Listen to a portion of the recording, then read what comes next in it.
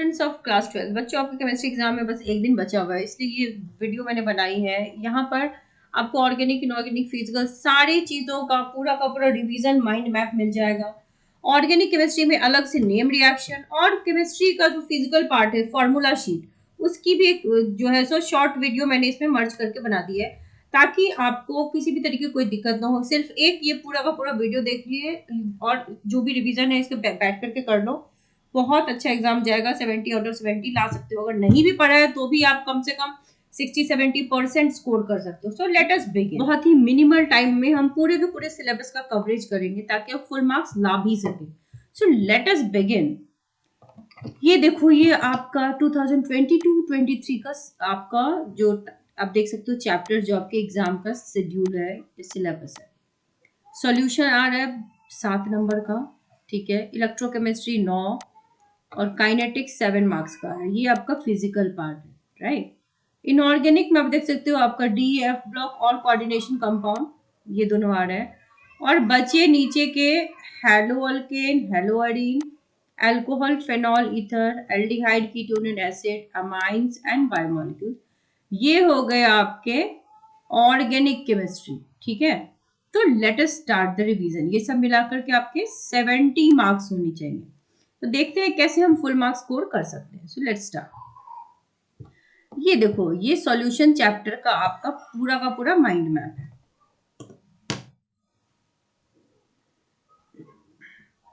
सो आप देख सकते हो यहाँ पर कुछ चीजें जो आपको बेसिकली जाननी चाहिए। Late us start. ये हमारा मान लो एक सॉल्यूशन है, ठीक है। इसके कौन कौन से एस्पेक्ट्स आपको पढ़ने हैं, ठीक है। आपको यहाँ पर कॉन्सेंट्रेशन टर्म्स पढ़ना है सबसे पहले। Mass by volume percentage, mass percentage, parts per million, mole fraction, molarity, molality, normality, ये टर्म्स आपको जानने हैं, राइट। देन अब अगर हम इसकी सॉल्युबिलिटी को देखें, हमें सॉल्युबिलिटी पार्ट भी देखना है। सॉल्युबिलिटी क्या, गैस को जब लिक्विड में डिसॉल्व करें तो सॉल्युबिलिटी कैसे होगी। तो गैस को जब लिक्विड में डिसॉल्व करते हैं तो इफेक्ट्स होते हैं। प्रेशर का इफेक्ट क्या होगा और टेम्परेचर का इफेक्ट क्या होगा, आप याद कर लो। बस इस मैप को भी याद करके जाओगे तो कर लोगे। प्रेशर के बढ़ने से क्या होता है, increase with increase in pressure. तो सॉल्युबिलिटी का क्या होगा, सॉल्युबिलिटी बढ़ेगी अगर प्रेशर बढ़ेगी। यहाँ पर आपको हेनरीज लॉ पूछा जाएगा। ये है P = KH और ये हमारा मोल फ्रैक्शन है। तो ये फॉर्मूला जानोगे। देन टेम्परेचर के साथ क्या होगा, टेम्परेचर के बढ़ने से सॉल्युबिलिटी घटेगी। किसकी, solubility of gas and liquid. जैसे कोल्ड ड्रिंक होता है ना, तो गैस CO2 गैस उसमें डिसॉल्व है लिक्विड में, तो वहां प्रेशर बढ़ने से सॉल्युबिलिटी बढ़ती है और टेम्परेचर बढ़ने से घटती है। लेकिन जब सॉलिड लिक्विड में डिसॉल्व हो, जैसे चीनी पानी में डिसॉल्व हुआ, तो प्रेशर जो है वो सिग्निफिकेंट नहीं है। ये MCQ में पूछ सकता है। देन इफेक्ट ऑफ टेम्परेचर क्या होता है भाई, एंडोथर्मिक और एक्सोथर्मिक दोनों के लिए इफेक्ट्स अलग अलग है, राइट। एंडोथर्मिक रिएक्शन में सॉल्युबिलिटी इंक्रीज करेगी, वाइल एक्सोथर्मिक रिएक्शंस में सॉल्युबिलिटी आपकी डिक्रीज करेगी, ठीक है। ये हर टॉपिक जो है ना सबसे MCQ आ सकता है, सो ध्यान रखना, ठीक। अब आते हैं, देखो अब इस तरफ बढ़े, रॉल्स लॉ। रॉल्स लॉ याद रखोगे, ये फॉर्मूला याद रखोगे। P1 या PI = मोल फ्रैक्शन इनटू ये आपका प्रेशर है। अब कुछ सॉल्यूशन होते हैं जो आइडियल बिहेवियर को शो करते हैं और कुछ सॉल्यूशन होते हैं जो नॉन आइडियल होते हैं, यानी कि 2 तरह के सॉल्यूशन हो गए। जो नॉन आइडियल सॉल्यूशंस होते हैं उनमें डेविएशन होता है आइडियल से, एक पॉजिटिव डेविएशन, एक नेगेटिव डेविएशन, करेक्ट। अब जरा बढ़ते हैं थोड़ा इधर, सॉल्युबिलिटी को एक अलग एस्पेक्ट में देखें। ये जो लिक्विड है, ठीक है, तो किस किस तरह के सॉल्यूशंस आप देखते हो, liquid, gas in liquid, liquid in liquid, solid in liquid. Gas का गैस के साथ, gas in gas, liquid in gas, solid in gas. और जब सॉलिड का हो सोल्यूशन तो गैस सॉलिड में, लिक्विड सॉलिड में और सॉलिड सॉलिड में, ठीक है। अब इस तरफ बढ़ते हैं कोलिगेटिव प्रॉपर्टी की तरफ। ये बहुत इंपॉर्टेंट है। ये 4 कोलिगेटिव प्रॉपर्टीज होती हैं, relative lowering of vapour pressure, freezing point depression, boiling point elevation और ऑस्मोटिक प्रेशर, ठीक है। यहाँ पर एक और टर्म है एबनॉर्मल मोलर मास। जो एक्चुअल मोलर मास है, कभी कभी मॉलिक्यूल्स एसोसिएट हो जाते हैं, कभी कभी मॉलिक्यूल्स डिसोशिएट हो जाते हैं। एसोसिएट होना मतलब जुड़ जाना, और डिसोशिएट होना मतलब टूट जाना। तो ये माइंड मैप है आपके सॉल्यूशन का। इतने एस्पेक्ट्स ही हैं सॉल्यूशन में, इतने अगर देख के जाओगे तो आप अच्छा स्कोर कर सकते हो। Coming towards electrochemistry. इलेक्ट्रोकेमिस्ट्री में आपको क्या क्या बेसिक चीजें पढ़नी है, देखो ये आपका डैनियल या गैल्वेनिक सेल है, यहाँ पर केमिकल्स है ना, केमिकल्स की हेल्प से हम इलेक्ट्रिसिटी प्रोड्यूस कर रहे हैं। तो chemical energy is getting converted into electrical energy. तो बेसिकली इलेक्ट्रोकेमिस्ट्री का एक तो साइड ये हो गया डैनियल सेल वाला, और दूसरा साइड हो गया इलेक्ट्रोलाइटिक सेल, जहां पर electrical energy is getting converted into chemical energy. ठीक है, तो ये दो हो गए। अब आप पूछोगे डैनियल सेल का एप्लीकेशन, या आपसे एग्जाम में पूछा जा सकता है। तो एप्लीकेशन, पहला एप्लीकेशन है इसकी बैटरीज। बैटरीज आप जानते हो, दो तरह की बैटरीज देखनी है, प्राइमरी बैटरी है, सेकेंडरी बैटरी। दूसरा एप्लीकेशन है फ्यूल सेल, फ्यूल सेल में यूज होता है। तीसरा कोरोजन में इस्तेमाल होता है। ठीक, देन आपको जानना है इलेक्ट्रोड पोटेंशियल। ठीक है, at any concentration, Nernst equation, equilibrium constant और गिब्स फ्री एनर्जी, और 1 मोलर कॉन्सेंट्रेशन पे, और एस आपका जो होता है standard electrode potential, standard hydrogen, hydrogen से क्वेश्चन आता है तो स्टैंडर्ड हाइड्रोजन इलेक्ट्रोड को देख के जाना। अब इस तरफ आओ, इलेक्ट्रोलाइटिक सेल में आपको कंडक्टेंस जानना है, कंडक्टिविटी जानना है, मोलर कंडक्टिविटी। इलेक्ट्रोलाइट दो तरह के होते हैं, वीक इलेक्ट्रोलाइट और स्ट्रॉन्ग इलेक्ट्रोलाइट। यहाँ पर आपको खराश रूल पढ़ना है, वो जान के जाओगे। और देन क्वांटिटेटिव एस्पेक्ट और क्वालिटेटिव एस्पेक्ट। यहाँ पर फैराडेज लॉ होता है क्वांटिटेटिव एस्पेक्ट में, यानी कि certain amount of electricity pass करने पर कितना अमाउंट ऑफ सब्सटेंस जो है वो कैथोड या एनोड पे जमा हुआ, प्रोडक्ट ऑफ इलेक्ट्रोलाइसिस। सो ये माइंड मैप है आपके इलेक्ट्रोकेमिस्ट्री का, right. So moving then towards kinetics, chemical kinetics, यानी कि हम देखते हैं रिएक्शन जो होता है ना, रेट ऑफ रिएक्शन, ये जो रिएक्शंस होते हैं वो कितनी तेजी से हो रहा है, किन किन फैक्टर्स पे डिपेंड कर रहा है। तो एक तो होता है एवरेज रेट, यानी कि 5 मिनट में कितना हुआ, 10 मिनट में कितना हुआ रिएक्शन, यानी कि कितना अमाउंट ऑफ रिएक्टेंट प्रोडक्ट में बदला। या इंस्टेंटेनियस रेट ऑफ रिएक्शन, यानी कि 7 सेकेंड में कितना रिएक्टेंट कितने प्रोडक्ट में बदला। तो एक तो एवरेज रेट हुआ, इंस्टेंटेनियस रेट। फिर आपको कोलिजन थ्योरी देखनी है। ठीक है, कोलिजन में इफेक्टिव कोलिजन, यानी कि जैसे मॉलिक्यूल्स टकराएंगे, इफेक्टिव कोलिजन होगा तभी रिएक्शन होगा। कुछ रिएक्शन जो होते कम, जैसे रिएक्टेंट्स हो आपस में इनइफेक्टिवली कोलाइड करके, तो रिएक्शन नहीं हुआ। तो इफेक्टिव कोलिजन से ही रिएक्शन होगा। जैसे ये रिएक्शन होगा, मान लो a mole of A, B mole of B converted into C mole of C, क्योंकि इफेक्टिव कोलिजन हुआ। तो ये हुआ यहाँ पर रिएक्शन। तो अब इसका रेट डिटरमाइन करोगे, आप एवरेज कर सकते हो, इंस्टेंटेनियस कर सकते हो। देयर आर सर्टेन फैक्टर्स जो कि क्वेश्चन एग्जाम में आ सकता है, जिन पे रिएक्शन का रेट डिपेंड करता है। पहला है टेम्परेचर, दूसरा है कैटलिस्ट, तीसरा है कॉन्सेंट्रेशन। यहां पर टेम्परेचर के एस्पेक्ट में आपको एक आर्हेनियस इक्वेशन मिलेगा। कॉन्सेंट्रेशन के टर्म्स में रेट लॉ, ये होता है रेट लॉ।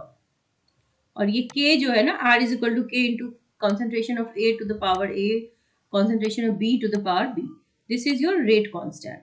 अब आपको सर्टेन टाइप्स ऑफ चीजें पढ़नी, जैसे ऑर्डर ऑफ द रिएक्शन पढ़ना है, जीरो ऑर्डर और फर्स्ट ऑर्डर, और पढ़ना है मॉलिक्यूलैरिटी। ऑर्डर ऑफ द रिएक्शन आप जानते हो, जो हमारा रिएक्शन होता है, ठीक है, जिस एलिमेंटरी रिएक्शन एक होता है, यानी कि वो रिएक्शन जो डायरेक्टली प्रोडक्ट में कन्वर्ट हो, सिंगल वो रिएक्शन।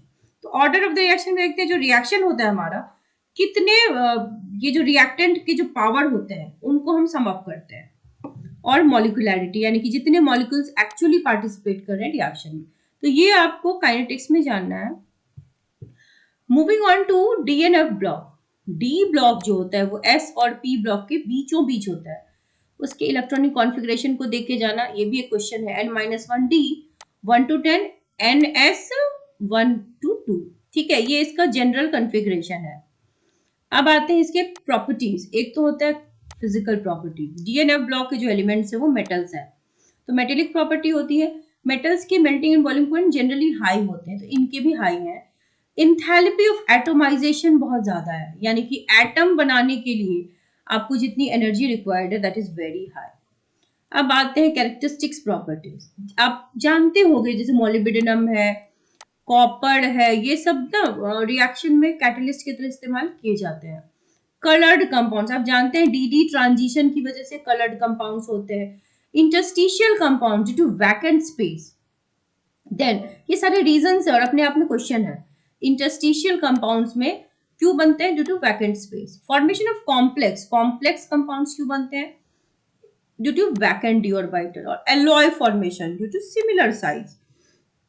यहाँ पे प्रॉपर्टी भी दी हुई है और आपका रीजन भी दिया हुआ है, तो अगर इसमें से कोई भी क्वेश्चन आएगा तो आप लिख सकते हो। करेक्ट। अब जरा हमने लेफ्ट हैंड साइड तो देख लिया बच्चों, अब नीचे चलते हैं। ट्रेंड्स आर वेरी इंपॉर्टेंट, कम से कम इतना भी करके जाओगे ना तो बहुत अच्छा स्कोर कर लोगे। Atomic and ionic size decreases with increasing atomic number for a given series. जैसे आप यहाँ पे देखोगे 3D सीरीज है, 4D सीरीज है, 5D सीरीज होता है। तो सीरीज में ना atomic and ionic size decrease करता है with increasing atomic number, right? Then increase in ionization enthalpy from left to right. वैसे भी पीरियोडिक टेबल का ट्रेंड ही होता है कि left to right ionisation enthalpy जो है वो बढ़ती है। ऑक्सीडेशन जो होता है इसका वेरिएबल होता है, oxidation states, variable oxidation state मिलेगा। इनमें स्टैंडर्ड इलेक्ट्रोड का जो ट्रेंड है वो है M2+2M। देन केमिकल रिएक्टिविटी भी इनकी इरेगुलर है। और moving to magnetic moment, it increases with increase in atomic number. तो ये ट्रेंड्स आप याद करोगे। देन हम बढ़ते हैं oxides and oxo anions of metals. आपको इसमें पोटेशियम डाइक्रोमेट और पोटेशियम परमैंगनेट देखना है, ये दोनों ऑक्साइड्स हैं। डी ब्लॉक एफ ब्लॉक के यूजेस कहाँ पर है? Conductors, catalyst, paint, construction materials etcetera. तो ये माइंड मैप है आपके डीएनएफ ब्लॉक का। Moving on to coordination compounds. आप जानते हैं कोऑर्डिनेशन कंपाउंड्स में डी ब्लॉक के एलिमेंट्स का बड़ा हाथ होता है ना। यहाँ पर आपको कुछ थ्योरीज पढ़नी होती है। इसमें पहला थ्योरी तो Werner's theory. Metal shows primary and secondary valency. Werner theory अगर पूछा जाए ना भी याद हो, ये 3 पॉइंट आप लिख दोगे। प्राइमरी वैलेंसी इज आयनाइजेबल, और इतने में आपको नंबर भी इसलिए मिल जाएंगे क्योंकि सीबीएसई को पॉइंट्स में आंसर चाहिए। सेकेंडरी वैलेंसी नॉन आयनाइजेबल होती है, ये याद रखना। Primary ionisable, secondary non ionisable. Then you have to know certain terms, ये डेफिनेशंस देख लोगे। सेंट्रल एटम क्या होता है, लिगेंड क्या होता है। सेंट्रल एटम वो होता है जिससे बाकी के एटम्स या कंपाउंड्स अटैच्ड हो। लिगेंड्स सेंट्रल एटम से जो अटैच हो गया लिगेंड। कोऑर्डिनेशन नंबर आपको देखना पड़ेगा, ऑक्सीडेशन नंबर देखना पड़ेगा, और कोऑर्डिनेशन पॉलीहेड्रा। ये डेफिनेशन कर लोगे याद। फिर थ्योरी, वर्नर थ्योरी के बाद देयर आर 2 थ्योरी। एक है क्रिस्टल फील्ड थ्योरी जिसमें मेटल लिगेंड इंटरेक्शंस जो होते हैं आर इलेक्ट्रोस्टैटिक, ये कहता है क्रिस्टल फील्ड थ्योरी। और तीसरी थ्योरी है VBT which is valence bond theory. यहाँ पर क्या बताते हैं? Formation of a complex is a reaction between Lewis acid and Lewis base। ठीक है, तो ये थ्योरी देख लिया। अब है नोमेनक्लेचर, नाम लिखना भी एक तरीका होना चाहिए। यहाँ पर कैटायंस होते हैं, लिगेंड्स होता है, मेटल्स होता है, उनका ऑक्सीडेशन स्टेट होता है। इनके हेल्प से हम इनके नाम लिखते हैं। मेटल कार्बोनिल्स जो होते हैं, both 6 and pi characters are present in metal carbonyl। और जो कलर्ड कॉम्प्लेक्सेस होते हैं वो किस लिए होते हैं? डी ट्रांजिशन की वजह से। ठीक है, यानी कि इलेक्ट्रॉन जो है वो लोअर स्टेट से हायर स्टेट में गया, फिर हायर से जब वापस आता है ना तो वो कलर शो करता है। लास्ट टॉपिक इसका है आइसोमेरिज्म। आइसोमेरिज्म से क्वेश्चन आएगा। 2 तरह के, जैसे ऑर्गेनिक में आइसोमेरिज्म होता है ना, वैसे यहाँ भी होता है structural and stereo isomerism. Structural isomerism 4 तरह के, आयनाइजेशन, हाइड्रेट, लिंकेज और कोऑर्डिनेशन। और जो आपका स्टीरियो आइसोमेरिज्म है वो ज्योमेट्रिकल और ऑप्टिकल। तो बच्चे इतना करके कम से कम आप कोऑर्डिनेशन में जाओ। Moving on to haloalkane and haloarene जो कि आपका ऑर्गेनिक पार्ट है। ठीक है, अब इसमें आप जानते हो कि हेलो एरीन और हेलो अल्केन क्या होते हैं। ठीक है, यानी कि अल्काइल ग्रुप या एराइल ग्रुप के साथ एक हेलोजन अटैच्ड हो, तो ये हो गया आपका हेलो अल्केन या हेलो एरीन। ठीक, क्योंकि इस कंपाउंड की प्रॉपर्टीज अब हेलोजन की वजह से डिसाइड होगी। सो ये तो होगा। अब इसका माइंड मैप देखो। क्लासिफिकेशन इसका देखते हैं सबसे पहले। हेलो अल्केन्स हेलो एरीन्स को क्लासिफाई करेंगे हैलोजन के नंबर के बेसिस पर। पहला क्लासिफिकेशन मोनो, डाई या पोली, इन तीनों तरीके से कर सकते हैं। दूसरा तरीका होता है इनका hybridisation, compound containing sp3 carbon and halogen. Carbon जिससे अटैच्ड है वो अगर sp3 है, यानी कि हेलोजन जिस कार्बन से अटैच्ड है वो कार्बन sp3 है, तो भी तीन तरह के हमारे हेलाइड्स बन सकते हैं, ठीक है, अल्काइल, एलाइलिक और बेंजाइलिक। अब तीसरा टाइप है कि अगर हमारा हेलोजन sp2 कार्बन से अटैच्ड है तो वेनाइलिक या एराइल हेलाइड्स बनेंगे।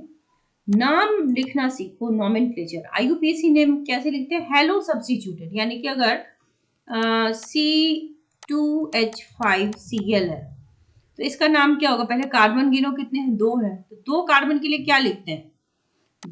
अब आप ही बताओ, 2 कार्बन होगा तो इथ लिखते हैं, तो होना तो चाहिए था इसको इथेन, लेकिन यहाँ पर क्लोरीन लगा हुआ है तो ये क्या हो गया? क्लोरोइथेन। इस तरीके से नाम लिखते हैं। अगर ये ब्रोमीन होता तो ये होता ब्रोमोइथेन।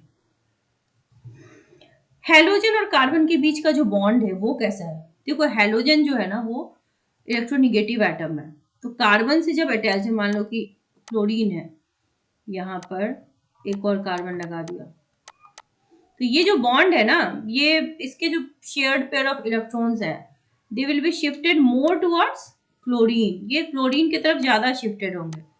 तो यानी कि क्लोरीन पार्शियल नेगेटिव चार्ज और कार्बन पे पार्शियल पॉजिटिव चार्ज, यानी कि बॉन्ड जो है ना वो पोलराइज्ड है। अब यहाँ पर बच्चे आपको नेचर ऑफ बॉन्ड याद करके जाना है। ये जो है वो बॉन्ड लेंथ कैसा होगा? बॉन्ड लेंथ सबसे ज्यादा होगा कार्बन आयोडीन का, फिर कार्बन ब्रोमीन के बीच, कार्बन क्लोरीन के बीच, देन कार्बन फ्लोरीन के बीच। ये इनका बॉन्ड लेंथ है, बॉन्ड लेंथ का ट्रेंड है। Now moving on to physical properties. Boiling point का ट्रेंड आप देखो, अल्काइल आयोडाइड सबसे बड़ा, जैसे हेलोजन कार्बन का बॉन्ड लेंथ का जो था ना, वही ट्रेंड इनके बॉइलिंग पॉइंट का भी है। आयोडाइड सबसे ज्यादा, फिर ब्रोमाइड, फिर क्लोराइड, फिर फ्लोराइड। देन डेंस, दूसरा पॉइंट ये कि density increases with increase in carbon atom. Carbon atom के बढ़ने से मास बढ़ता है ना, mass per unit volume is density, mass बढ़ने से डेंसिटी बढ़ेगी।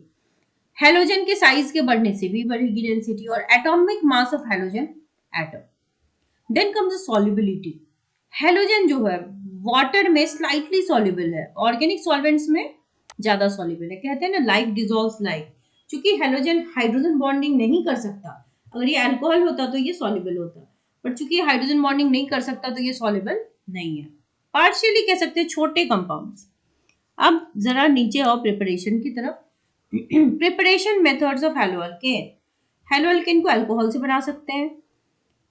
इसको हाइड्रोकार्बन से कैसे बना सकते हैं? From alkane by free radical halogenation, from alkene by addition of hydrogen halide, addition of halogen, और तीसरा हेलोजन एक्सचेंज, जिसमें फिंकलस्टीन और स्वार्ट्स मेथड आता है, जिसमें फ्लोराइड और आयोडाइड एक्सचेंज होता है।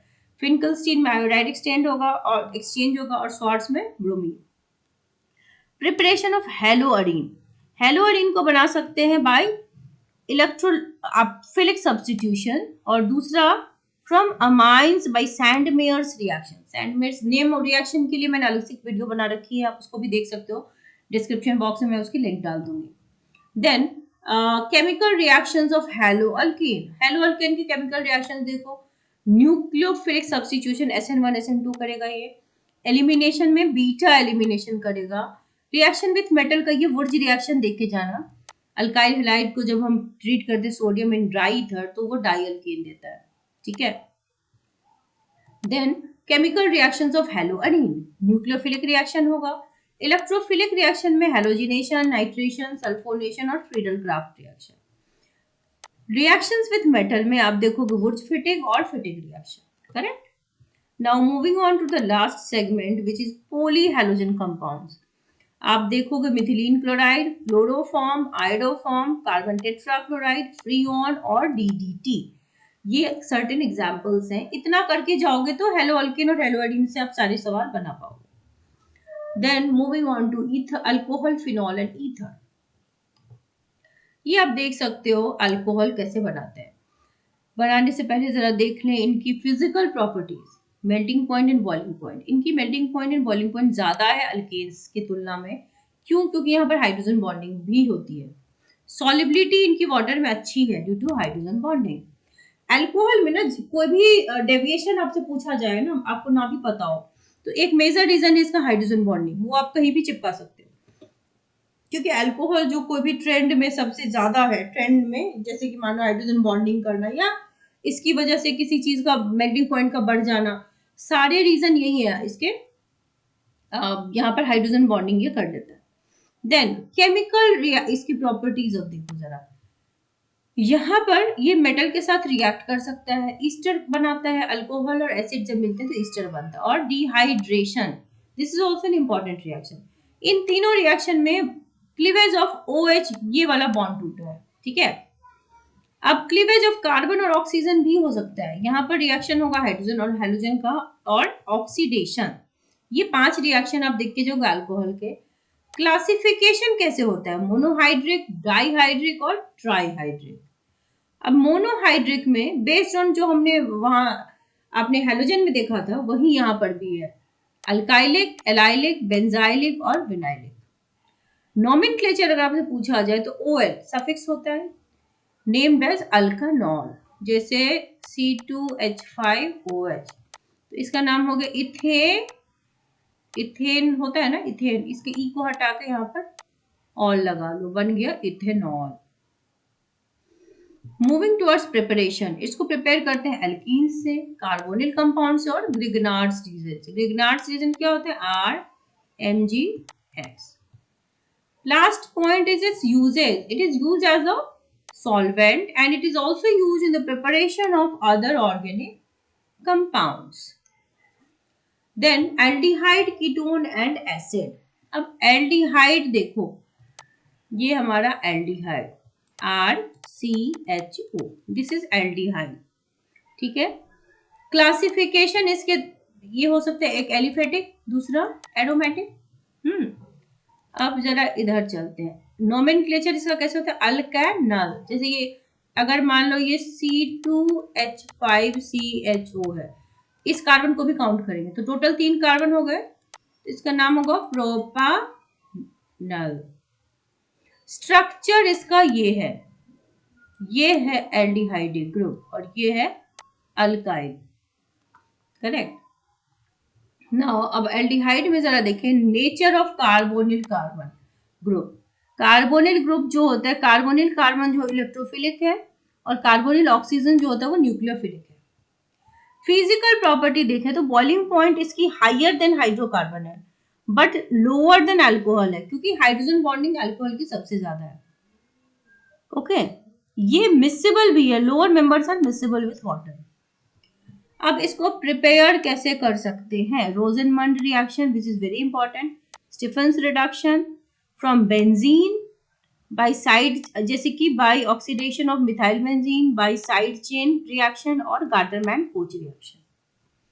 अब इसकी केमिकल रिएक्शंस भी देख लो। न्यूक्लियोफिलिक रिएक्शन में एलिमिनेशन रिएक्शन होगा, addition of hydrogen cyanide, addition of sodium hydrogen sulphide, addition of Grignard's reagent, addition of alcohols, addition आपका अमोनिया के डेरिवेटिव्स के साथ।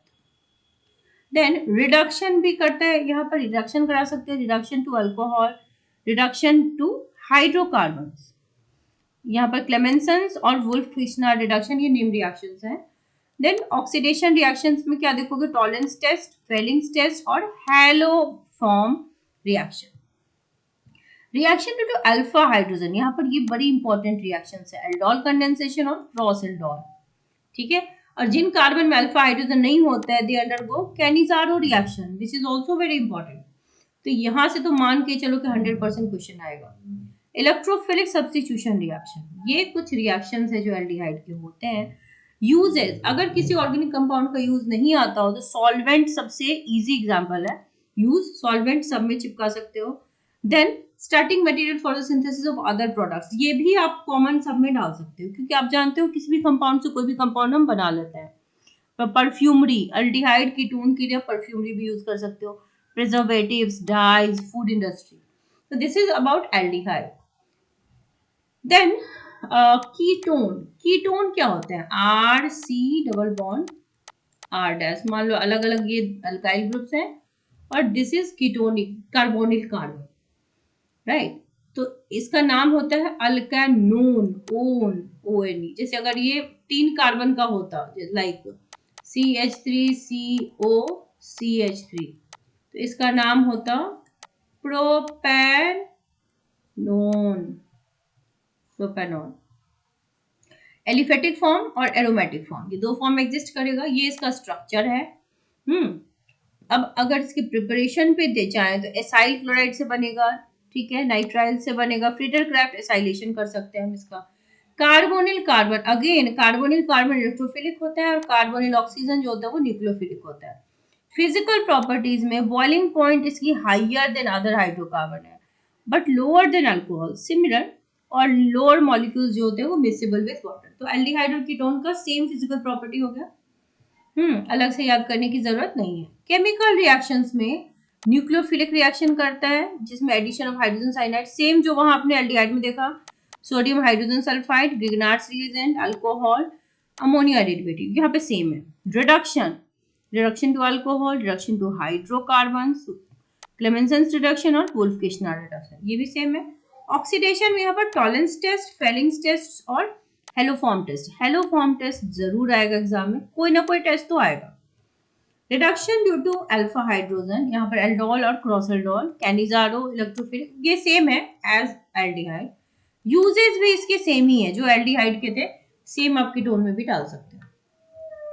Moving on to carboxylic acid. Carboxylic acid मतलब RCOOH, ये है acidic group, ये इसका स्ट्रक्चर है। नाम क्या है? अल्कोनिक एसिड, यानी कि हम क्या कहते हैं, अगर 3 कार्बन कंपाउंड हो तो प्रोपेनोइक एसिड, 4 कार्बन हो तो ब्यूटेनोइक एसिड। यहां पर भी कार्बोनिल ग्रुप है, तो जो नेचर ऑफ ग्रुप है less electrophilic than carbonyl carbon. अब अगर हम बात करें इसे क्लासिफिकेशन की, तो classification aliphatic, aromatic. Preparation, primary alcohol से बनेगा, एल्डिहाइड से बनेगा, अल्काइल बेंजीन से बनेगा, nitrile amide, from Grignard's reagent, from acyl halide anhydride और from esters. Physical properties, lower members जो होंगे कलरलेस है, अनप्रेजेंट ऑर्डर होगा और miscible with water. Higher members जो होंगे वैक्स लाइक सॉलिड, ऑर्डरलेस और insoluble in water. Higher boiling point than aldehyde, ketone and alcohol, and ये जो है सॉल्युबल इन ऑर्गेनिक सॉल्वेंट्स है, करेक्ट। अब जरा लेफ्ट हैंड साइड चलो, इनके केमिकल रिएक्शन को जरा देखें। Cleavage of OH bond with आपके metals and alkalis, cleavage of carbon OH bond जिसमें formation of anhydride, esterification, PCl5, PCl3 और SOCl2। ये रिएक्शन आपको हेलो अल्केन वाले चैप्टर में भी दिखा होगा। Reaction with ammonia, COH group का रिएक्शन होगा, रिएक्शन इन्वॉल्विंग COH ग्रुप जिसमें रिडक्शन होगा और कॉल्बेज इलेक्ट्रोलाइसिस। जितने नेम रिएक्शन है उसको बहुत अच्छे से करके जाओ। फोर्थ है substitution reaction in hydrocarbon part, जिसमें आपका हेलोजिनेशन आता है, वेल वोल्हार्ड जेलेंस्की रिएक्शन और ring substitution. Coming towards the uses, देखो सॉल्वेंट ना हर जगह है, परफ्यूमरी यहाँ भी है, manufacture of soap, detergent, food industry, rubber, textile, dying, इसमें से कुछ भी 3-4 अगर आप कॉमन यूज कर सकते हैं। Next moving on to amines, ये है डेरिवेटिव ऑफ अमोनिया, ठीक है। इसका नॉमेनक्लेचर अगर करें तो नाम कैसे लिख सकते हैं? एलिफेटिक अमीन में ई को रिप्लेस कर देते हैं वर्ड अमीन से, एरोमेटिक अमीन में replace E with arene, correct. Physical properties, unpleasant odour होता है अमीन का, lower aliphatic amines are gas, higher aliphatic amines are solid, lower aliphatic amines are soluble in water while higher are insoluble in water. Primary and secondary amines shows hydrogen bonding, और boiling point में हम देख सकते हैं primary की सबसे ज्यादा, फिर सेकेंडरी, फिर टर्शियरी। फिजिकल प्रॉपर्टी से क्वेश्चन आते हैं। Now moving on to its classification. Classification देखो, एक तो हो गया प्राइमरी, दूसरा हो गया सेकेंडरी अमीन। प्राइमरी अमीन आप जानते हैं जो हमारा RNH2, ये हमारा प्राइमरी अमीन है, ठीक है। सेकेंडरी अमीन क्या हो जाएगा? R2NH, टर्शियरी अमीन क्या हो जाएगा, R3N। ठीक है, ये हमारा प्राइमरी अमीन है, ये सेकेंडरी है, ये टर्शियरी है, और क्वार्टरनरी भी होगा। यहाँ पर देख लो, ये सॉरी ये R है, R4, यहाँ पर N+X-, ये क्वार्टरनरी है। तो यहाँ पर 4 तरह की क्लासिफिकेशन है। Derivative of ammonia, amines are derivatives of ammonia. यहाँ पे है RN2+X, ये है diazonium salt, very important compound. It helps in preparation of aniline with nitrous acid. इसके साथ reaction Sandmeyer, Gatter, coupling reaction तीनों इंपॉर्टेंट है। इस डाइजोनियम की फिजिकल प्रॉपर्टीज क्या होती है, कलरलेस है, क्रिस्टलिन है, सॉलिड है और वाटर है, सॉल्युबल है, राइट। अब next moving on to its preparation. Reduction of nitro group से प्रिपरेशन कर सकते हैं। अमोनोलाइसिस, ये इंपॉर्टेंट है। Reduction of nitrile, reduction of amide, Gabriel phthalimide synthesis और हॉफमैन ब्रोमामाइड डिग्रेडेशन रिएक्शन। तो ये कुछ इंपॉर्टेंट प्रोसेसेस हैं प्रिपरेशन के। Then coming to the chemical property, देखो बेसिक नेचर होता है ना अमोनिया का। अल्काइलेशन होगा, अल्काइलेशन के बाद जो हमारा है कार्बोनिल, ये हमारा कार्बाइल अमीन रिएक्शन होगा। एसाइलेशन होगा, then reaction with nitrous acid होगा, reaction with aryl sulphonyl chloride होगा, इलेक्ट्रोफिलिक सब्स्टिट्यूशन रिएक्शन होगा। अब जरा इस एरो की तरफ चलते हैं। नाइट्रोजन जो होता है ना अमीन में, वो sp3 हाइब्रिडाइज होता है, geometry pyramidal due to the presence of lone pair. ठीक है, तो इतना करने के बाद मुझे नहीं लगता कि अमीन्स में आपको कोई क्वेश्चन छूटेगा। क्वेश्चन बैंक से क्वेश्चन देख के जाओ, ये बेसिक रिवीजन है। लास्ट हमारा टॉपिक है बायोमोलिक्यूल्स। ठीक है, आपको इसमें पढ़ने हैं कार्बोहाइड्रेट, प्रोटीन, हॉर्मोन्स पढ़ने हैं, वाइटामिन पढ़ने हैं, आपको न्यूक्लिक एसिड पढ़ना है। So let us start one by one. Carbohydrate में आपको पढ़ना है मोनोसेक्राइड, डाइसेक्राइड और पॉलीसेक्राइड, ये 3 क्लासिफिकेशन हो गए। मोनोसेक्राइड का एग्जांपल है ग्लूकोज, फ्रक्टोज। डाइसेक्राइड का है सुक्रोज, लैक्टोज, माल्टोज। पॉलीसेक्राइड का है स्टार्च, सेलुलोज और ग्लाइकोजन। न्यूक्लिक एसिड को देखो, न्यूक्लिक एसिड 2 तरह के होते हैं, डीएनए और आरएनए। डीएनए होता है ऐसे डबल स्ट्रैंडेड और सिंगल स्ट्रैंडेड हो गया ये हमारा आरएनए। अब प्रोटीन, प्रोटीन जो होता है ना, इसकी क्लासिफिकेशन जो है वो बेस्ड ऑन स्ट्रक्चर अगर करें तो 4 तरह की, प्राइमरी, सेकेंडरी, टर्शियरी और क्वार्टरनरी। अगर बेस्ड ऑन मॉलिक्यूलर शेप करें तो फाइब्रस और ग्लोब्यूलर। ठीक है, प्रोटीन की ही तरह हार्मोन्स भी होते हैं। हार्मोन्स जो होंगे वो एक तो अमीनो एसिड हार्मोन, दूसरा स्टेरॉइड हार्मोन और तीसरा टाइप हो गया इसका पेप्टाइड हार्मोन। ठीक, वाइटामिन में चलते हैं। वाइटामिन 2 तरह के हो गए, वाटर सॉल्युबल जो कि है विटामिन बी और सी, फैट सॉल्युबल वो हो गए बचे हुए जो है ए, डी, ई और के। तो बच्चों ये आपके चैप्टर्स थे केमिस्ट्री के, फिजिकल केमिस्ट्री, ऑर्गेनिक केमिस्ट्री और inorganic chemistry. This is a very quick and rapid revision. I hope it is working for you. आज के वीडियो में हम all the name of reaction जो क्लास 12th के बच्चों के लिए इंपॉर्टेंट है उसको डिस्कस करने वाले हैं, ओनली फ्रॉम एनसीईआरटी। हम एनसीईआरटी को फॉलो करते हुए जितने नेम रिएक्शंस हैं विथ सर्टेन ट्रिक्स, राइट, ताकि हमको नाम इजीली याद रह सके। तो एनसीईआरटी को अगर हम फॉलो करें क्लास 12th को, तो सबसे पहला नेम रिएक्शन जो आपके सामने आता है वो आपको स्क्रीन पे दिख रहा होगा, दिस इज सैंडमेयर्स रिएक्शन। ठीक है, सैंडमेयर रिएक्शन में हम करते क्या है, ये आपको दिख रहा होगा, this is your aniline. Aniline, aniline को हम ट्रीट करते हैं NaNO2 प्लस HX, ये है हाइड्रोजन हैलाइड। यहाँ पर टेम्परेचर फिक्स रखना है 273 टू 278 के बीच केल्विन में है। तो आपको देगा ये एक बड़ा ही इंपॉर्टेंट बीच का इंटरमीडिएट प्रोडक्ट जिसका नाम है बेंजीन डाइजोनियम हैलाइड। ये एक बहुत ही इंपॉर्टेंट प्रोडक्ट है जो ऑर्गेनिक कन्वर्जन में आपके बहुत काम आता है। अब इस डाइजोनियम सॉल्ट से आप कोई सा भी एराइल हैलाइड बना सकते हो। अब यहाँ पर देख रहे हैं N2X। अब ये X आपका क्लोरीन हो सकता है, ब्रोमीन हो सकता है, उस हिसाब से आपका ये क्लोरोबेंजीन बन सकता है या ब्रोमोबेंजीन बन सकता है, राइट। तो ये बहुत ही इंपॉर्टेंट रिएक्शन है, नाम है सैंडमेयर्स रिएक्शन, जिसमें इन्होंने क्या किया है, एनिलीन को यूज किया है। Aniline treated with NaNO2 and HCl gives you finally, अगर हमने Cl लिया तो यहाँ पर क्लोरोबेंजीन बन जाएगा, अगर हमने यहाँ पे Br लिया तो यहाँ पर ब्रोमोबेंजीन बन जाएगा। अब नेक्स्ट हमारा जो रिएक्शन है वो है हैलोजन एक्सचेंज। हैलोजन एक्सचेंज में हम क्या करेंगे, हैलोजन्स को एक्सचेंज करेंगे। ये सर्टेन एलिमेंट्स के लिए होता है, सर्टेन हैलोजन्स के लिए, यानी कि फ्लोरीन और ओनली आयोडीन। क्योंकि फ्लोरीन और आयोडीन ही ऐसे दो हैलोजन्स हैं जिनको हम डायरेक्टली बना नहीं सकते, राइट।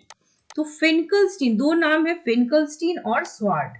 तो जो एफ से शुरू होता है, हमारे पास दो हैं हेलोजन, फ्लोरीन और आयोडीन। इनको बनाने का हमारे पास कोई डायरेक्ट मेथड नहीं है, तो हम यहाँ पर क्या करते हैं, हेलोजन एक्सचेंज करते हैं। एक्सचेंज हम सिर्फ किसके लिए करेंगे, फ्लोरीन और आयोडीन, यानी कि इफ, इन दोनों का ही एक्सचेंज होगा। इफ में एफ से जो स्टार्ट होगा वो है नाम फिनकेल्स्टीन का, तो ये आयोडीन के लिए नहीं होगा, ठीक है। नाम सुनो, फिनकेल्स्टीन, आयोडीन, आयोडीन और ये जो फिनकेल्स्टीन है, साउंड्स मोर और लेस सिमिलर, तो दिस इज फॉर आयोडीन। इसको हम एक्सचेंज कैसे करेंगे, alkyl halide, it can be chloride और ब्रोमाइड, इसको हम सोडियम आयोडाइड के साथ ट्रीट करेंगे in dry acetone. Dry acetone के हेल्प से हम बनाएंगे अल्काइल आयोडाइड, ठीक है। अब अगर हमें दूसरा सब्सटेंस बनाना है विच इज फ्लोराइड, तो वहां पर एफ वाला तो चला गया। आई के लिए क्या है, हमारे पास स्वार्ट्स रिएक्शन है, स्वार्ट्स। आयोडीन जो है, ये बनाने के लिए देखो, आयोडीन जो होता है वो बड़ा ही चमकता सा सब्सटेंस है, आयोडीन में शाइन होता है, और यहाँ पर स्वार्ट में भी एस नाम से, ये एस इनिशियल से स्टार्ट हो रहा है, तो यहाँ से हम इसको ऐसे याद रख सकते हैं, आयोडीन हैज अ शाइन, और ये जो स्वार्ट्स है यहाँ पर भी एस फॉर शाइन, और इसलिए हम स्वार्ट रिएक्शन यूज करेंगे for preparation of shiny substance जो कि है आयोडीन। यहाँ पर एक शाइनी सब्सटेंस यूज भी करना है विच इज सिल्वर फ्लोराइड। ये नाम भी याद रखने होते हैं कि हम कौन कौन से इंटरमीडिएट सब्सटेंस यूज करते हैं। जैसे कि हमने अल्काइल, यहाँ पर देखो CH3Br यूज किया है, राइट। तो यहाँ पर हमें जो सब्सटेंस यूज करना पड़ा है जिसके हेल्प से प्रोडक्ट मिलेगा, क्योंकि फ्लोरीन का एक सोर्स चाहिए, you can take silver fluoride, you can take mercury fluoride, cobalt fluoride, और यहाँ पर एंटीमनी फ्लोराइड। तो इनमें से कोई सा भी फ्लोराइड ले करके ही हम स्वार्ट रिएक्शन को अंजाम दे सकते हैं। तो ये हो गया हमारा, यहाँ पर हेलोजन एक्सचेंज दो हो गए, फिनकेल्स्टीन एंड स्वार्ट्स, ठीक। अब आते हैं वुर्ज रिएक्शन। उर्ज रिएक्शन, ऊर्जा, नाम में ही एनर्जी है, ऊर्जा यानी कि जब एनर्जी होती है तो हम एक को डबल कर सकते हैं। तो हाँ, ये भी एक वैसा ही रिएक्शन है जिसमें अल्काइल के नंबर डबल हो जाएंगे। यानी कि आपने मान लो एक अल्काइल हैलाइड लिया, इसमें एक आर है, ये डबल हो जाएगा, एक का दो, वुर्ज फॉर एनर्जी, ऊर्जा, तो ऊर्जा से हमने आर को डबल कर दिया। तो वुर्ज रिएक्शन है क्या, अल्काइल हैलाइड को ट्रीट करेंगे sodium in dry ether. Dry ether एक मीडियम रखते हैं ताकि रिएक्शन कंट्रोल में रहे। So you are going to get this product dialkane, यानी कि हमने अल्काइल हैलाइड से क्या बना दिया, डाई अल्केन। ये आपको कन्वर्जन में भी काम आएगा कि अल्काइल के नंबर अगर डबल करने तो you can immediately go for Wurtz reaction.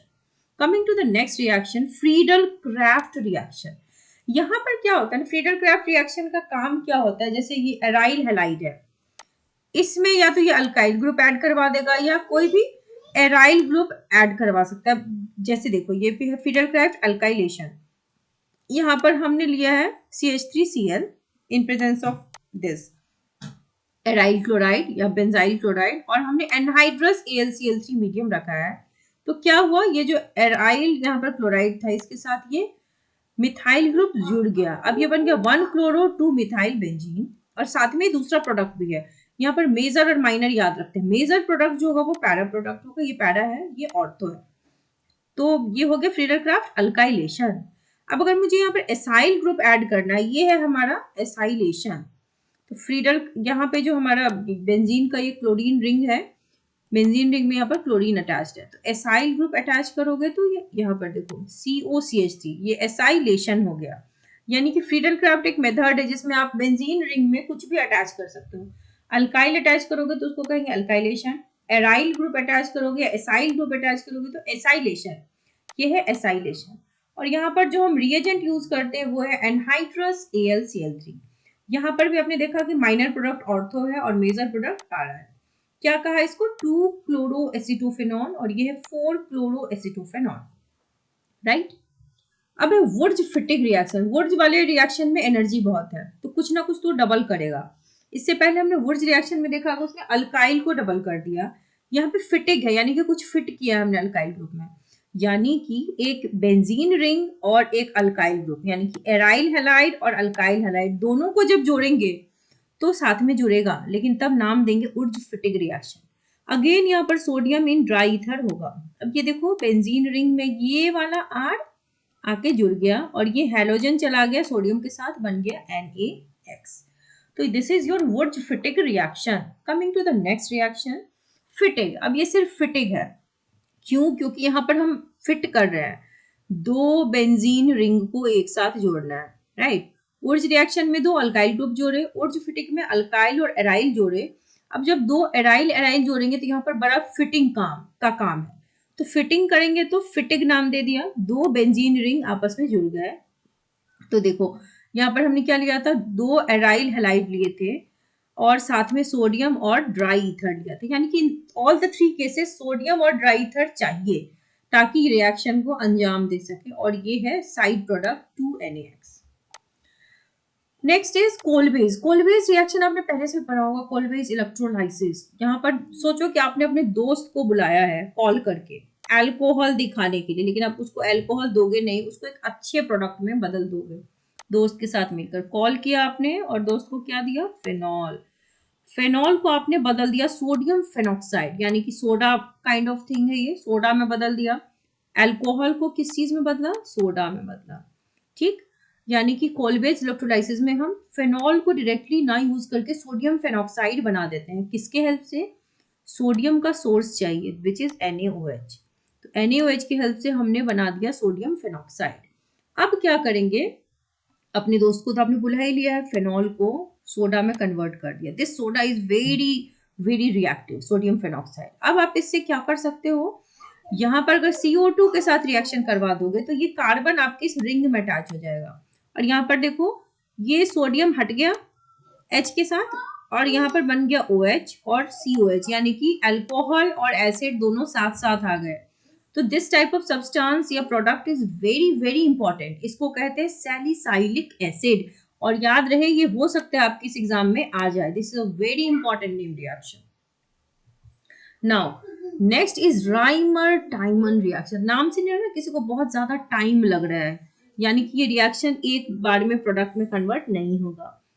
तो सैलिसिलिक एसिड हमने अभी अभी देखा था, बना था कैसे, कोलबेज आपने दोस्त को बुलाया था तो अल्कोहल को सोडा में बदला, सोडा अपने आप फिर सैलिसाइलिक एसिड में बदल गया। लेकिन अब है राइमर टाइमन, अब इसको टाइम लगने वाला है। तो फेनॉल को आपने देखो यहाँ पर सोडियम फेनॉक्साइड में कन्वर्ट किया है, लेकिन यहाँ पर बीच में क्या लगा है, क्लोरोफॉर्म और अल्कली लिया है, CH Cl3 and NaOH।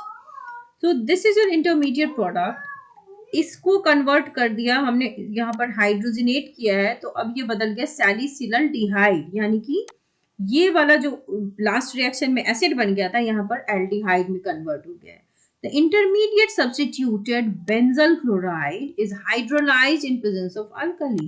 यहाँ पर अल्कली आप देख सकते हैं, इसके प्रेजेंस में इसकी हाइड्रोलाइज किया गया। सो सैलिसिलल डिहाइड, इसको भी स्टार मार्क करते हैं, this is also very important.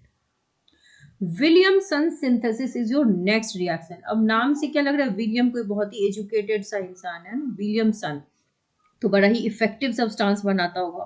तो विलियम के सन बनाते क्या है, ईथर बनाते हैं। ईथर एक बड़ा ही इंपॉर्टेंट हॉस्पिटल में यूटिलाइज करने वाला सब्सटेंस होता है या लैब में, जहां पर एनेस्थीसिया के लिए हम इसको यूज कर सकते हैं।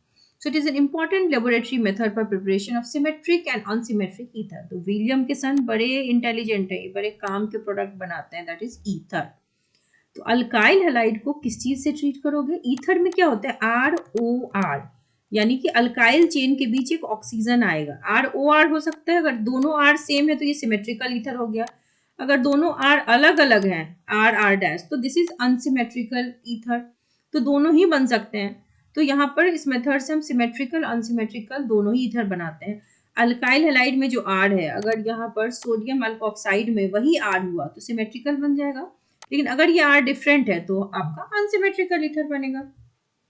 Again Friedel craft, Friedel craft में क्या होता है ना, किसी रिंग में अगर आप अल्काइल ऐड करें तो अल्काइलेशन, एसाइल ऐड करें तो एसाइलेशन। यहाँ पर ये क्या है, हमारा एक ग्रुप है बेंजीन रिंग में OCH3 ग्रुप अटैच्ड है, राइट। इसको एनिसोल कह सकते हैं। एनिसोल को हम एनहाइड्रस AlCl3 के साथ CH2 दे रहे हैं यहाँ पर। अल्काइलेशन के लिए CH3Cl यूज किया, तो यहाँ पर देखो अल्काइल ग्रुप जुड़ गया ऑर्थो एंड पैरा पोजीशन पे। Para is again the major product. अब मैं एसाइलेशन भी करके दिखाती हूँ।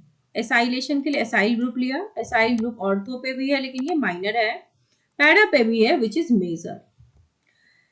अगला रिएक्शन है हमारा स्टीफन रिएक्शन। स्टीफन, ये जो कॉलेजेस होते हैं स्टीफन, सेंट स्टीफन, कितना बड़ा नाम है, तो ये बड़े बड़े काम करता है। स्टीफन एस से स्टार्ट हो रहा है, तो ये एस वाला ही रिएजेंट यूज करेगा, स्टेनस क्लोराइड। करेगा क्या ये साइनाइड को बदल देगा एल्डिहाइड में, ठीक है। CN को कन्वर्ट कर देगा CHO में। स्टीफन, ये बड़े कॉलेज का बच्चा बड़ा इंपॉर्टेंट काम कर रहा है। तो ये क्या कर रहा है, नाइट्राइल को कन्वर्ट कर रहा है हमारे एल्डिहाइड में, और कार्बन नंबर सेम है, बीच में जो प्रोडक्ट है वो है इमीन। इसके हेल्प से एल्डिहाइड एक बहुत ही डोमिनेंट और पावरफुल सब्सटेंस है ऑर्गेनिक केमिस्ट्री का। एल्डिहाइड और एसिड सबसे डोमिनेंट और सबसे पावरफुल यही होता है। तो इसने साइनाइड को बदल दिया एल्डिहाइड, राइट। अब अगला है इटार्ड रिएक्शन। अब नाम से ही क्या लगा, कोई थका हुआ है, रिटार्ड, थक गया है, रिटायर्ड है या रिटार्ड है। तो रिटार्ड है तो ये अपना टी यूज करेगा, टी फॉर टॉलवीन। टॉलवीन को भाई साहब इसने बदल दिया, बड़ा रिटायर्ड तो है लेकिन ये काम का है, तो बेंजल्डिहाइड में, यानी कि टॉलवीन का जो CH3 था किसी से बदला नहीं जा रहा था, जो ये रिटायर्ड इंसान है इसने क्या किया, इसको कन्वर्ट कर दिया एल्डिहाइड ग्रुप में। बीच में क्रोमियम कॉम्प्लेक्स बना। This is a very important reaction. Chromyl chloride यहाँ पर हम लेते हैं रिएजेंट के तौर पे in presence of CH2। This can be asked intermediate product. यहाँ पर ये क्या रिएजेंट हमने यूज किया, तो रिटायर्ड इंसान ने क्या किया, अगेन टॉलवीन को एक बड़े स्ट्रॉन्ग सब्सटेंस यानी कि बेंजल्डिहाइड में बदल दिया, which means CH3 got converted to CHO। Next one is Gattermann Koch reaction. Gattermann Koch reaction, दो लोग मिल करके, बड़ा ही इंपॉर्टेंट, कोच एक साइंटिस्ट था जिसने बहुत इंपॉर्टेंट खोज की थी, ठीक है, वैक्सीन के रिगार्डिंग। तो यहाँ पर भी ये गाटरमैन कोच दो मिल करके सिंपल बेंजीन को डायरेक्टली एल्डिहाइड में बदल देंगे, बेंजल्डिहाइड में, ठीक। दो लोग मिल करके बड़ा पावर पैक परफॉर्मेंस दे रहे हैं भाई। तो बेंजीन को कन्वर्ट कर दिया बेंजल्डिहाइड में। रिएजेंट्स क्या रिक्वायर्ड हो गए, COCH3। ज्यादातर आप देखोगे एनहाइड्रस AlCl3, क्योंकि सिस्टम को ड्राई रखना है। Next is Friedel Crafts acylation. अब देखो बेंजीन को डायरेक्टली एसाइल ग्रुप के साथ एनहाइड्रस AlCl3 के प्रेजेंस में ट्रीट करोगे तो भी एसाइलेशन होगा। Next is very important reaction, वो कहते हैं क्लेमेंसन्स रिडक्शन और वुल्फ किश्नार रिडक्शन। ये दोनों बिल्कुल भाई भाई हैं। क्लेमेंसन्स जो है बहुत क्लेवर है, ठीक है, C से क्लेमेंसन्स और C से वेरी क्लेवर। तो ये क्या करेगा, एल्डिहाइड, ये जो ग्रुप है ना हमारा कार्बोनिल ग्रुप, क्लेमेंसन्स बहुत क्लेवर है, इसके कार्बोनिल ग्रुप को ये क्या करेगा, छोटा बना देगा, यानी कि ये उसको अल्केन में कन्वर्ट कर रहा है। आप देख रहे हैं। तो यहाँ पर रिएजेंट क्या यूज किया इसने, the carbonyl group of aldehyde in ketone is reduced to CH2, छोटा कर रहा है। क्लेमेंसन्स बहुत क्लेवर है, किसी को हायर लेवल पे नहीं रख रहा है, नीचे लेके आ रहा है ताकि वो ग्राउंडेड रहे। तो क्लेवर इंसान ने कार्बोनिल ग्रुप को बदल दिया CH2 में। रिएजेंट यहाँ पे मैटर कर रहा है, Zn और Hg in presence of HCl, यानी कि जिंक अमलगम कहते हैं इसको। मरकरी जब किसी मेटल के साथ आता है तो वो उसका अमलगमेट हो जाता है। अब यही देख रहे थे, देखो वुल्फ किश्नर। अब इसको आप समझ लो कृष्ण भगवान आ गए साथ में, ही स्मार्टर देन एवरीवन, वो तो क्लेमेंसन से भी क्लेवर है। तो उन्होंने भी क्या किया, कार्बोनिल को कन्वर्ट कर दिया आपके CH2 ग्रुप में। इन्होंने रिएजेंट थोड़ा सा डिफरेंट ले लिया, हाइड्राजीन NH2 और डायरेक्टली इन्होंने प्रोडक्ट बना दिया। इन्होंने बीच में एक इंटरमीडिएट प्रोडक्ट लिया, बट दोनों का काम सेम है, दोनों ही रिड्यूस कर रहे हैं, दोनों ने ही लोगों की एनर्जी को घटा रहे हैं। अब दो इंपॉर्टेंट टेस्ट हैं, बहुत इंपॉर्टेंट टेस्ट है for distinguishing aldehyde and ketone. पहला होता है टॉलेंस टेस्ट। टॉलेंस टेस्ट में क्या करते हैं, सिल्वर डिपोजिशन होता है aldehyde on warming aldehyde with freshly prepared अमोनियाकल silver nitrate. ये है हमारा अमोनियाकल सिल्वर नाइट्रेट। आपको सिल्वर जब डिपॉजिट होगा तो ब्राइट सब्सटेंस है तो वो दिखाई दे जाएगा। तो ये किसके साथ होगा, एल्डिहाइड के साथ होगा। तो aldehydes are oxidised to corresponding carboxylate ion. अब देखो जो एल्डिहाइड था ना, ये कन्वर्ट हो गया दिस कार्बोक्सिलेट आयन में, और यहां से सिल्वर डिपॉजिट हो गया, ठीक है। मीडियम इज अल्कलाइन, यहाँ पर अमोनिया निकला है। दूसरा मेथड है, यहाँ पर एल्डिहाइड टेस्ट हुआ है। एल्डिहाइड डालोगे तो क्या होगा, एल्डिहाइड ऑक्सीडाइज होकर सिल्वर मिरर टेस्ट देगा। सो this is only for aldehyde and ketone. अब आते हैं फेलिंग टेस्ट। फेलिंग टेस्ट में दो होते हैं। फेलिंग टेस्ट पूछा जाता है कि फेलिंग रिएजेंट कौन कौन से हैं। सोल्यूशन ए है, सोल्यूशन बी है। फेलिंग सोल्यूशन ए में होता है एक्वस कॉपर सल्फेट, और सोल्यूशन बी में होता है अल्कालाइन सोडियम पोटेशियम टार्टरेट। इसको रोशेल सॉल्ट भी कहते हैं। दीज आर वेरी इंपॉर्टेंट कि इन दोनों में से कोई एक टेस्ट भी आएगा, इसको भी मैं स्टार मार्क कर देती हूँ, वेरी इंपॉर्टेंट। तो on heating aldehyde with Fehling reagent, aldehyde को यहाँ पे हीट करोगे तो एक रेडिश ब्राउन प्रेसिपिटेट आपको मिलेगा। Aldehydes are oxidised to corresponding carboxylate ion. यहाँ पर एरोमेटिक एल्डिहाइड को ये टेस्ट फेल कर जाएगा। So this is not for aromatic aldehydes. तो these two test are very important. Tollens reagent कौन सा है, एमोनिया का सिल्वर नाइट्रेट। और फेलिंग्स टेस्ट में जो फेलिंग ए है, फेलिंग बी है, उसको इक्वी अमाउंट में डालते हैं, बराबर बराबर मिक्स करते हैं। फेलिंग ए में क्या है, बी में क्या है, that can be asked. Now a very important reaction is aldol condensation. Condense करना मतलब दो चीजों को जोड़ना, है ना। तो अब दो चीजों को जोड़ना है, तो देखो हमारे पास एल्डिहाइड है, राइट, 2 कार्बन का एल्डिहाइड है। इसको 2 जोड़ोगे ना तो आपको मिलेगा 4 कार्बन का एल्डिहाइड। तो यहाँ पर होता क्या है, एल्डिहाइड एंड कीटोन जिसके पास एटलीस्ट एक अल्फा हाइड्रोजन हो, एक अल्फा हाइड्रोजन होना चाहिए ताकि वो अंडरगो करे एक reaction to form beta hydroxy aldehyde. यहाँ पर देखो बीटा हाइड्रोक्सी एल्डिहाइड बना है। यहाँ पर देखो बीटा पोजीशन पे यहाँ पर हाइड्रोक्सी ग्रुप लग गया, बीटा हाइड्रोक्सी एल्डिहाइड। यानी कि 2 कार्बन थे ना, 2 कार्बन वाला जो ग्रुप था, मैंने अगर मान लो एक CH3CHO लिया, अब एक दूसरा CH3CO लिया, यानी कि 2 मॉलिक्यूल है, तो ये आपस में जुड़ेंगे, ठीक। ये क्या है, CH3 ऐसे है। अब इस मॉलिक्यूल से अगर मेरा दूसरा ये जुड़ जाए CH3CHO, तो इस कार्बन से जुड़ेगा, यहाँ पर 2, यहाँ पे ऑलरेडी 4 थे, ठीक है। तो अब यहाँ पर ये सिंगल बॉन्ड हो जाएगा और यहाँ पर H लग जाएगा, ये अल्कोहल बदल गया और ये हो गया हमारा एल्डिहाइड। तो यही हो गया हमारा एल्डोल कंडेंस हो गया, यहाँ से वाटर मॉलिक्यूल रिमूव हुआ है। और यहाँ को थोड़ा सा हीट करोगे तो वाटर मॉलिक्यूल निकलेगा और यहाँ पर डबल बॉन्ड, देखो यहाँ पर वाटर कैसे निकलेगा, H और यहाँ बगल वाले का हाइड्रोजन, यहाँ से OH निकल जाएगा तो बगल वाले से H निकल जाएगा, तो यहाँ पर एक डबल बॉन्ड बन जाएगा। तो ये क्या बन जाएगा, ब्यूट-2-ईन-अल। सो एल्डोल कंडेंसेशन क्या होता है कि 2 मॉलिक्यूल ऑफ एल्डिहाइड आपस में जुड़ते हैं, ठीक है। अगर एक जैसे हो गए तब तो ठीक है, तो कंडेंसेशन सिंपल है। अगर when aldol condensation is carried between 2 different aldehydes, मान लो कि हमने एक 2 कार्बन का ले लिया, एक 3 कार्बन का ले लिया, तो यहाँ पर बहुत सारे प्रोडक्ट्स बन सकते हैं।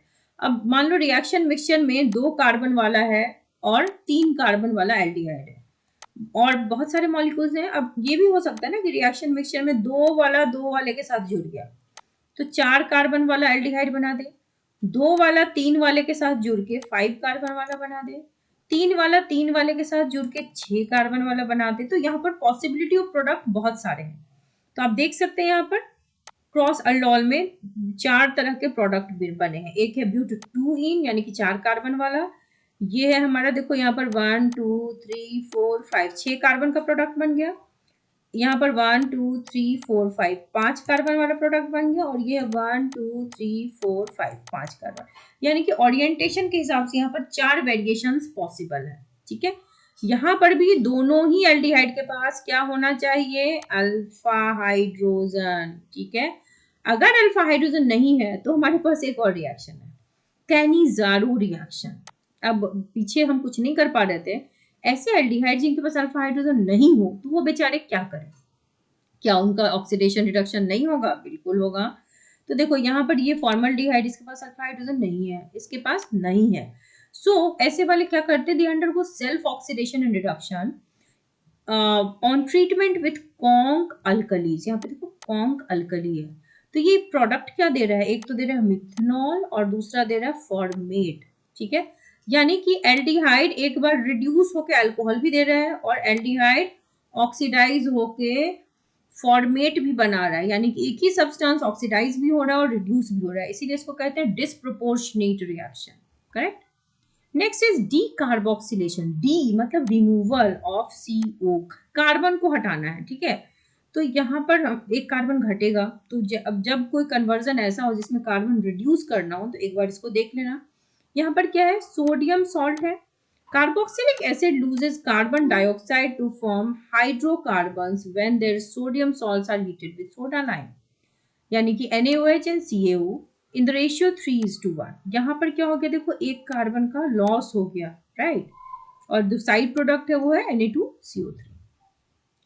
Next is Hell Volhard Zelinsky reaction. बड़ा सा नाम है भाई, ये कौन से रिएक्शंस के लिए होगा, ये बड़ा ही हेल काइंड ऑफ रिएक्शन, इतने सारे लोग एक साथ मिल गए हैं। तो this is a very boring reaction जिसमें कार्बोक्सिलिक एसिड जिसके पास अल्फा हाइड्रोजन हो, ये हेलोजिनेट हो जाते हैं अल्फा पोजीशन पे, ठीक है। अब देखो ये कार्बन है हमारा, कार्बोक्सिलिक एसिड है, इनका हेलोजिनेशन अगर अल्फा पोजीशन, ये इनका अल्फा पोजीशन हो गया तो हेलोजिनेट हो गए, यानी कि हेलोजन यहाँ पर ऐड हो गया। तो सी, तीन लोगों ने मिलकर के यही किया है कि एसिड के अल्फा कार्बन को हाइड्रोजिनेट कर दिया। सो हेल वोल्हार्ड जेलिंस्की। सो यहाँ पर आपको मिलेगा अल्फा हेलो कार्बोक्सिलिक एसिड।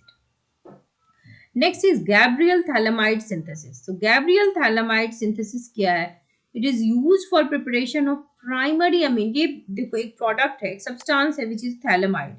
इतना बड़ा सा सब्सटेंस है थैलेमाइड, इसके हेल्प से इन्होंने बनाया क्या, छोटा सा substance which is primary amine. अब ये जो थैलेमाइड था इसको KOH के साथ ट्रीट किया गया, उससे बना ये इंटरमीडिएट प्रोडक्ट। फिर अल्काइल हैलाइड के साथ ट्रीट करने से यहाँ पर K के जगह पे आ गया R, this is your N alkyl phthalimide. यहाँ पर अब क्या करोगे, यहाँ पर इसको हम NaOH के साथ ट्रीट करेंगे, एक्वस NaOH के साथ। तो यहाँ पर एक तो ये रिंग ओपन हो जाएगा और ONA हो गया, और बच गया एक ये जो R था ना, ये जो R यहाँ पे अल्काइल हैलाइड डाला था वो बन गया प्राइमरी अमीन, यहाँ पर अमाइन में कन्वर्ट हो गया। तो इतना बड़ा जो रिएजेंट है वो एक बनाता है alkyl amine. Next one is Hofmann bromamide degradation reaction. ऐसे नाम खुद ही बताते हैं कि वो कर क्या रहे। हॉफमैन ने क्या किया, ब्रोमामाइड डिग्रेडेशन रिएक्शन, यानी कि ये जो अमाइड ग्रुप है उसमें ब्रोमीन के हेल्प से इसको तोड़ेंगे, ब्रोमामाइड। तो हॉफमैन ने क्या किया, ये जो सब्सटेंस है ये है हमारा अमाइड, इसमें ब्रोमीन और NaOH के हेल्प से इन्होंने अमाइड को ब्रेक करके बना दिया अमीन। तो डिग्रेड हो गया ना, अमाइड बड़ा ग्रुप है वो कन्वर्ट हो गया छोटे ग्रुप अमीन में। तो डिग्रेडेशन हुआ तो किसने किया है, ब्रोमीन ने। So Hofmann bromamide degradation reaction, साथ में Na2CO3 NaBr और H2। Then is your carbylamine reaction. यहाँ पर अमीन को हम क्लोरोफॉर्म और अल्कली के साथ ट्रीट करते हैं तो बन जाता है हमारा आइसोसाइनाइड। कार्बाइल अमीन टेस्ट और isocyanide test is important for primary amine. ये जो है ये प्राइमरी अमीन ही ये रिएक्शन देता है। So this is a very important reaction, carbylamine. Next one is diazotization. यहाँ पर नाम से क्लियर है, डाई, डाई मतलब दो, एजो मतलब नाइट्रोजन, यानी कि ऐसा रिएक्शन जिसमें दो नाइट्रोजन बन जाएंगे। तो ये हमारा क्या है, C6H5NH2, ठीक है। बेंजीन डाइजोनियम सब्सटेंस है, इसको ट्रीट करेंगे NaNO2 और HCl में। तो क्या बन गया आपका, बेंजीन डाइएजोनियम। यहाँ पर डाइएजो बना, क्लोरीन का बन गया। तो दैट मीन्स कि यहाँ पर दो हमारे जो नाइट्रोजन थे वो जुड़ गए। दूसरा सोर्स किया नाइट्रोजन का NaNO2, यहाँ से भी एक नाइट्रोजन मिला और हो गया डाई एजोटाइजेशन, और यहाँ से क्लोरीन भी आके जुड़ गया। तो ये रिएक्शन भी बड़ा इंपॉर्टेंट है। सो ये सारे नेम रिएक्शंस बड़े इंपॉर्टेंट होते हैं। अगला है हमारा सैंड मेयर्स रिएक्शन। ये भी बड़ा सिंपल है। ये देखो बेंजीन डाइजोनियम सॉल्ट मैंने बताया था बड़ा ही इंपॉर्टेंट सब्सटेंस है जिससे हम कुछ भी बना सकते हैं यूजुअली एराइल के रिगार्डिंग। तो यहाँ पर x को, हमारा x कुछ भी हो सकता है, N2X। अगर हमने HCl और कॉपर क्लोराइड लिया तो यहाँ पर एराइल क्लोराइड बन जाएगा। अगर हमने ब्रोमीन लिया x की जगह पे तो ब्रोमाइड बन जाएगा। यहाँ पे साइनाइड लिया CuCN तो साइनाइड बन जाएगा। Sandmeyer's reaction, this is very important. Next is Gattermann. अब यहाँ पे गाटरमैन अकेले हैं तो गाटरमैन रिएक्शन और सैंडमैन रिएक्शन बिल्कुल भाई भाई है, बस रिएजेंट का फर्क है। यहाँ पर इन्होंने भी यहाँ पर यही किया है कि न्यूक्लियोफिलिक रिएक्शन हुआ है। यहाँ पर बेंजीन रिंग में हमने कॉपर आयन के हेल्प, यहाँ पर क्या हुआ है, कॉपर का क्लोराइड है और HCl है, HBr है। अगली बार हम क्या करें, सिर्फ कॉपर पाउडर अगर ले लें तो भी रिएक्शन होगा हेलोजन एसिड के हेल्प से, और यहाँ पर सेम क्लोराइड और ब्रोमाइड बनेगा। So this is Gattermann reaction. तो दोनों सेम रिएक्शन है। तो यही थे बच्चों आप सबके name reaction. These are very important class 12 के लिए। इतने नेम रिएक्शंस आप कर लोगे तो आपके 10 नंबर CBSE बोर्ड की एग्जाम में 70 में पूरे पक्के हैं। And this is not a difficult thing, जितना मैंने बताया आपको उतना ही करना है। आज हम केमिस्ट्री की चीट शीट आपके साथ शेयर करने वाले हैं, यानी कि फिजिकल केमिस्ट्री में जो फॉर्मूलाज यूज होते हैं। सो सबसे पहले आते हैं चैप्टर सोल्यूशन। क्लास 12 फार्मूला आपके लिए बहुत इंपॉर्टेंट है। सोल्यूशन में कुछ फॉर्मूलाज, जैसे method of expressing concentration of a solution. First one is molarity, number of moles of solute divided by volume of solution in liters or decimeter per cube. दूसरा है molality. Molality क्या है, number of moles of solute divided by mass of solvent in kg. Third is normality, which is number of gram equivalent of solute divided by volume of solution. Fourth, mole fraction, ये बहुत important है, हालांकि ये सारे important है। Number of moles of that component divided by total number of moles. Mole, exactly mole क्या है, mass in gram divided by molar mass. 6, number of gram equivalent is equal to mass in gram divided by equivalent mass. Henry's law से question आते हैं। Henry's law का ये formula P is equal to KH into chi. Chi क्या है, mole fraction है, P है partial pressure और KH है constant, Henry's constant. Raoult's law, partial pressure of A is equal to, आप देख सकते हैं, mole fraction into that pressure. PA and PB जो है वो है pressure of A and B, और PA नॉट और PB नॉट है partial pressure at pure state. Chi A और काई बी होते हैं मोल फ्रैक्शन, ये बड़ा इंपॉर्टेंट होता है, इस फॉर्मूला से न्यूमेरिकल बहुत सारे आते हैं। Mole fraction of A and B in vapour phase, Y A और वाई बी जो है वो मोल फ्रैक्शन है ए और बी का। तो वेपर फेज में क्या लिखेंगे, P A divided by total pressure, यानी कि pressure of A divided by total pressure, और उसी तरीके से बी का अगर मोल फ्रैक्शन निकालना हो तो pressure of B divided by total pressure, या इसको हम 1 माइनस वाई ए बी कहते हैं। Lowering of vapor pressure, P naught minus PS divided by P naught is equal to N2 by N1 plus N2, that is equal to W2 by M2 divided by W1 M1 divided by M1 plus W2 divided by M2. Actually ये P naught आप जानते हो vapour pressure of pure solvent है, PS जो होता है vapour pressure of solution है, N1 और N2 है नंबर ऑफ मोल्स, N1 है सॉल्वेंट का और N2 है सॉल्यूट का number of moles. Osmotic pressure, pi v is equal to nRT या pi is equal to CRT, C is the concentration। अब कैलकुलेट, अगर हम मास ऑफ सॉल्यूट M2 निकाले तो W2RT by pi v, formula याद करके जाना। R जो है यूनिवर्सल गैस कांस्टेंट, इसकी वैल्यू याद रखना 0.0821। Then elevation in boiling point, delta T is equal to KB into M, जिसमें डेल्टा T है elevation in the boiling point, M is the molality, Kb है molar elevation constant, M2 molecular mass और W2 है mass of solute and W1 is the mass of solvent. Depression in freezing point, delta TF is equal to KF into M। Again बात वही है, यहाँ पे small m molality है, delta TF है depression in the freezing point, right. I, van Hoff का फैक्टर I जो है that is equal to observe colligative property divided by calculated colligative property. इसका एक दूसरा फॉर्मूला है calculated mass, molecular mass divided by observed molecular mass, और तीसरा है total number of moles of particle after association और dissociation divided by total number of moles. Colligative property का expression delta TB is equal to i K B into M, यहाँ पर van half factor लग गया, तो इसको ऐसे भी लिखते हैं P naught minus P divided by P naught is equal to i by 2। Electrochemistry में आते हैं, सबसे बेसिक फॉर्मूला है E naught of the cell is equal to E cathode minus E anode, ठीक है, standard electrode potential. E reduction की जो value होती है वो माइनस ऑफ ई ऑक्सीडेशन के बराबर होती है। नर्स्ट इक्वेशन से न्यूमेरिकल आएंगे।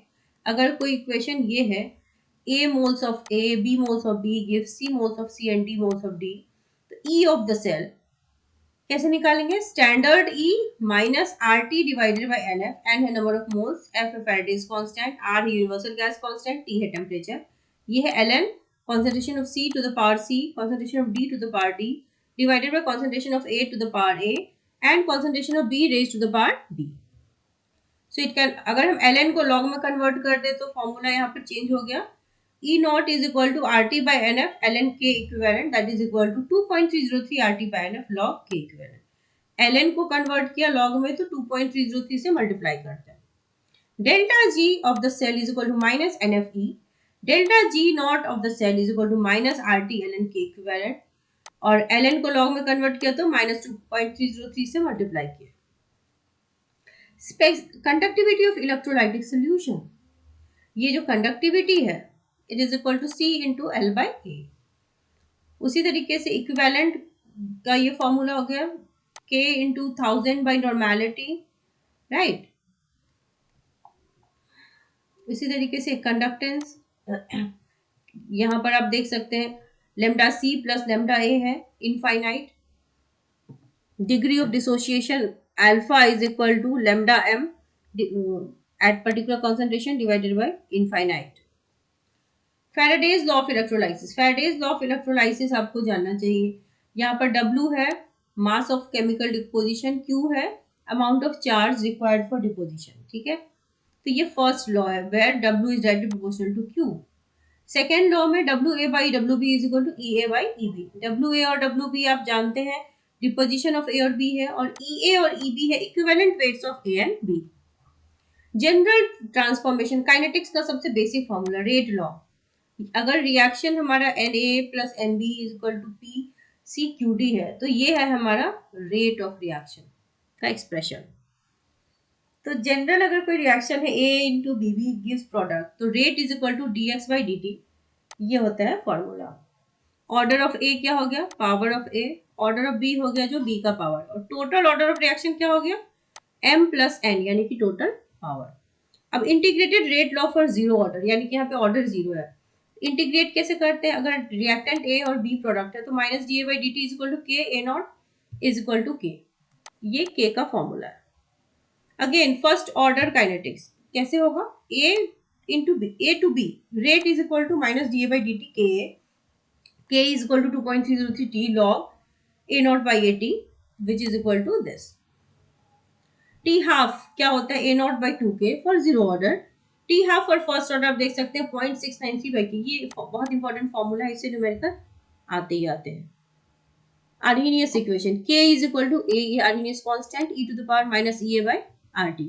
सो ये सारे फॉर्मूलाज हैं, आपकी चीट शीट कह सकते हो. इतने फॉर्मूलाज करके जाओगे तो फिजिकल केमिस्ट्री वाला पार्ट आपका हो जाएगा. ऑर्गेनिक केमिस्ट्री के लिए मैंने नेम रिएक्शंस बना दिया है, और जो आपके जितने भी चैप्टर्स हैं उसके रैपिड रिवीजन के लिए मैंने एक वीडियो बनाई है. मैंने प्लेलिस्ट की लिंक जो है वो डिस्क्रिप्शन बॉक्स में डाल दी है, आप देख सकते हैं. पूरा का पूरा तैयार हो जाएगा एग्जाम एक रात में भी. So all the very best to all students and do subscribe the channel for updates.